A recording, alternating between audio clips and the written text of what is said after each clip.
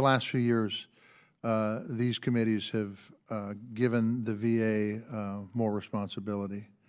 You've already addressed some of it. We've passed bills around caregivers expansion, around the Mission Act, the Deb Sampson Act, the John Scott Hannon Act with mental health, VBA appeals modernization, COVID-19 response in the 4th mission role, Blue Water Navy, 3 new Agent Orange conditions, the Colmary GI Bill, just to name a few.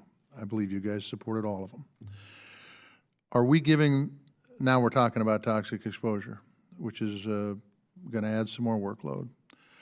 From your perspective, and feel free to defer this question to anybody you would like on your team, but do you think we're giving the VA too much of a workload for them to handle? Mr. Chairman, those other programs you mentioned increase the VA's workload. However, lately, by being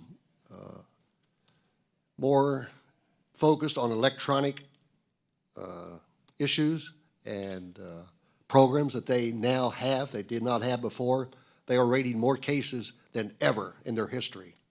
And toxic exposures goes back to mustard gas exposure all the way up to now.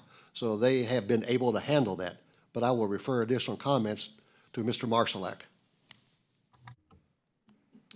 Thank you, Commander. And I think the Commander answered it perfectly. I think the advancements of technology, and I think, again, working together to create more efficient methods on how to process claims is the answer. These service members made a commitment to fight for us. We need to make the commitment to fight for them and give them the benefits that they deserve. So we need to work together to create these processes so they can get the job done and they can get it done right the first time. I couldn't agree with you more, and that brings me to toxic exposure. And Commander Marshall, can you tell me what the expansion of toxic exposure healthcare would mean for your post 9/11 membership? It would mean that they would receive the care that they are entitled and have earned, Mr. Chairman. They would be better off and possibly save lives, save families. And again, I will refer to Mr. Marszalek. Thank you, Commander. We know there's an estimated 3.5 million veterans that have been exposed to burn pits and even more that have been exposed to other Agent Orange radiation and contaminated water. Many are struggling now without access to these benefits. So it's time now to make the decision and take care of them. Phase 3 of the bill, the bills that we're working on the Senate side is going to deal with presumptive exposure. Can you explain why presumptive exposure is so important for your members, Commander Marshall, or who else?